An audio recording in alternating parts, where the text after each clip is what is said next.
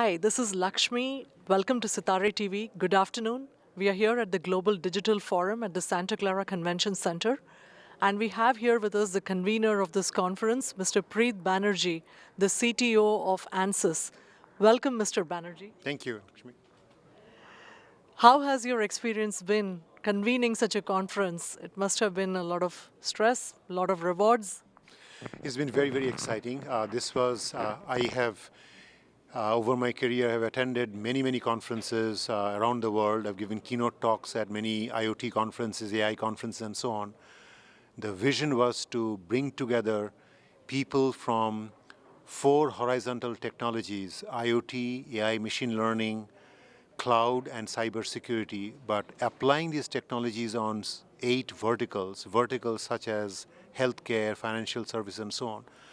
And the idea was not to just talk about technology for the sake of technology, but how the technologies apply to different markets. So creating this program has been, this kind of a conference has not been done before, but it was a really challenging thing, very exciting. We worked on this for more than 2 years. So this is a culmination of the collective work of a lot of people, the organizing committee, the program committee, the speakers, and so on. We have an outstanding set of speakers in this panel, in this conference. Everybody has said, wow, this is the highest quality. I've been attending the sessions, really high quality. So I feel very excited to be able to have put together the first conference of this type, and looking forward to many, many more in the future. And I have with me Edie Leeyonggo. Hello. He is the managing director of Accenture. That's right. I'm also the chief scientist of Accenture Labs. Yes. So we had a fascinating opening keynote on artificial intelligence and the challenges and trends in it. So he specifically spoke on supply chain management and the impact it has. And of course, you touched upon the Stanford deep dive paleobiology project, which was also very interesting.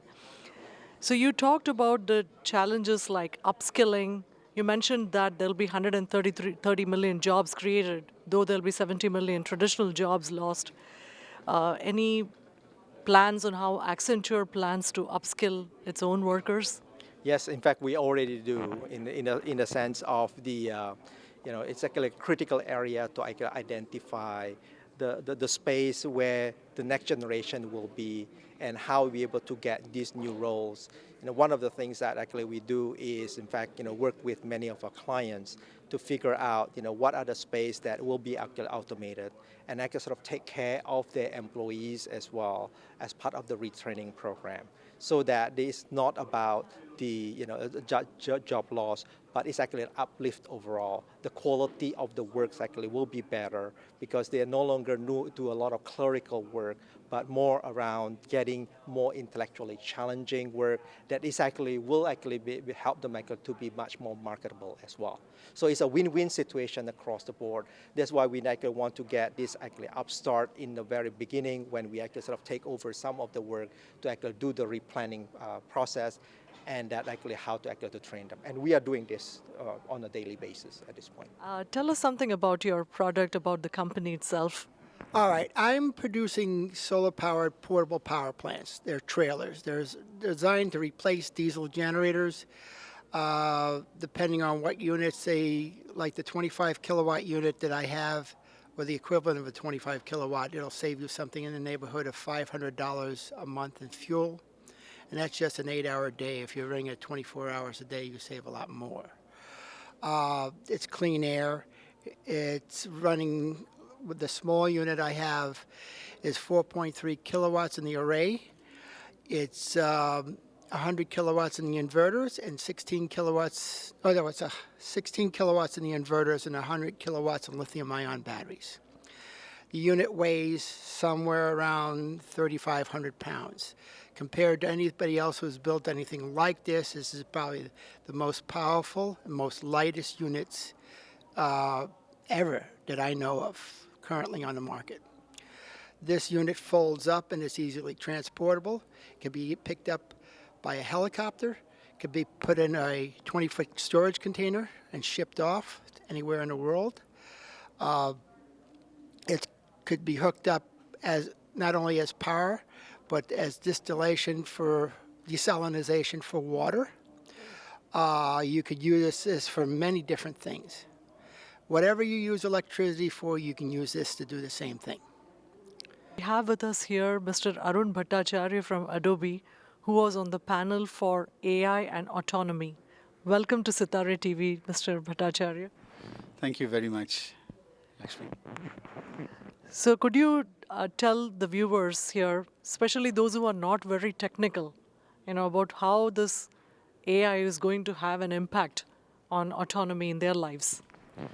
Absolutely. So we had a very good panel discussion today with some luminaries, some very seasoned and intellectual folks from the likes of Google and Amazon, a robotics company from San Diego. And we talked about the impact of AI and where it's going and all about the machine learning models and things like that and how it's going to have an impact on the overall, day-to-day lives as we come to know of it.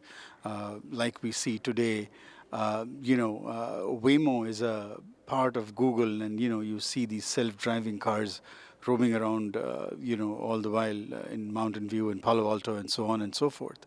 So there was a good discussion on how some of the data that is created, the trillions and trillions of data that is created from these cars and the sensors, on the amount of intelligence that is built into these cars, into driving some sort of autonomous vehicles, which is a direct extension of actually AI that brings in context into the notion of regular driving, right? Which probably can, lead to benefits such as safety, depending on how much data you're collecting and so on and so forth. Because as we all know, human beings, when we get tired and things like that, we are all prone to errors. So we talked about that.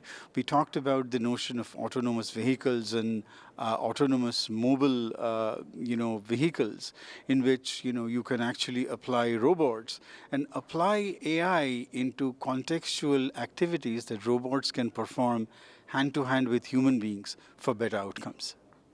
A data scientist, Mr. Daniel Blackburn of Globant. Welcome, Daniel, to Sitare TV. Hi, thanks for having me. So tell us something more about, say, a day in the life of a data scientist to people who are curious about this field. That's a great question. I can hold it. So it's a tough question because data science is a very new field, right? If you work in a grocery store, you know that you go to work and you do a thing. Data science, you need to figure out what it is. You have to manage yourself to figure out what it is that you can do to provide value to your organization. Data typically is a messy thing that comes in through a bunch of automated processes in your organization, and it comes in to make a big pile of data that is a mess. So our job first and foremost is a data custodian. We get everything nice and tidy so that you're not dealing with garbage. But ultimately that data by itself is not valuable, so we have to extract insights, as we say. So make sense of this data. How do people click through websites? How do people in the case of what I talked about, agriculture, how do you take data of farm sensors as you're planting seeds and ultimately as you're collecting crops and use that to inform how to grow crops next year? So the big picture should be giving people, human beings, the next action that they should take to provide value to themselves if they're self-employed or to their organization so that they can improve their lives and the lives of people around them. Today has featured a lot of interesting panels on blockchain, AI, autonomy, the media and entertainment, etc. And the organizer of this conference is Iconix. And we have here with us Mr. Abhimanyu Singh, who is the founder and CEO of this company that is hosting this event. Mr. Abhimanyu Singh, welcome to Sitare TV. Thank you. Thank you. So how has your experience been so far? Well, it is a good experience. We are here for the first time. When we were exploring this, like how to organize one event over here, and we were looking out for the topics, we realized that there is not even a single platform where buyers and sellers can interact with each other, where there are so many innovations happening without noticing whether those innovations are commercial viable or not. So if you see the tagline of Global Digital Forum, it is the making business sense of innovation. So it is like so many innovations are happening, but are they viable? Just to give you an example, when we were studying our management, So there was a case study. There's a file cover, and the person made that was for $30, and generally it was just for $1. It was 30 times costlier. He said, you keep the paper into that file cover, the paper will never get destroyed. He even showed everybody that even if you throw it from the 10th floor and the car goes off the file cover, the papers are safe. So such a good invention. But everybody thought, who is going to throw the file cover from the 10th floor? Right. Innovation wise, it is very nice. But if those kind of innovations are required or not, if you go to the rooms today and you hear what kind of innovations are coming and the way people are asking questions, they are so relevant over here. It is very, very good interaction. Though gathering is small, I agree, many people are complaining. And this is our first time, so we cannot help much. But the kind of interaction people are having, they were not expecting this much. Generally, people listen and then they go. Smaller groups, they talk to each other a lot. That's happening.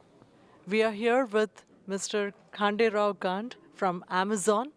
Welcome, Mr. Kant, and welcome to Sitare TV. Thank you. Thank you, Lakshmi. So you were one of the speakers on the panel for cloud, I believe. Yeah, I was speaker on panel on AI, artificial intelligence. So what are the recent trends in AI do you think that people should take note of specifically? So mostly we discussed about the deep learning, but much more broader thing that how deep learning models get implemented in the robotics and how they are different in driverless cars. That's one part of it, and then we discuss a lot about the whole autonomous AI, how the AI itself can be autonomous and how it can be useful into the enterprise market. We also discuss some of the aspect related to the recent trends, like say labeling technology, some of the algorithms. So it was much more interesting discussions. So as a senior executive, you are from Amazon. Yeah. So could you tell us more about your role in the company? So Amazon has world's largest item catalog. So all the items that get or product that get sold, Amazon has that. So my responsibility is the catalog data works. So make sure that we have the high quality, fresh, compliant data available to our downstream and upstream customers. What has been a particular aspect of your job that you love and anything that you find could be made better? So Amazon is a very amazing company. It has the largest data sets. The peta scale of data that we process daily. It's a huge, complex data forms are there. So a lot of opportunities to apply a lot of algorithms and automation. So that makes it very exciting. Any aspect that you find very challenging right now?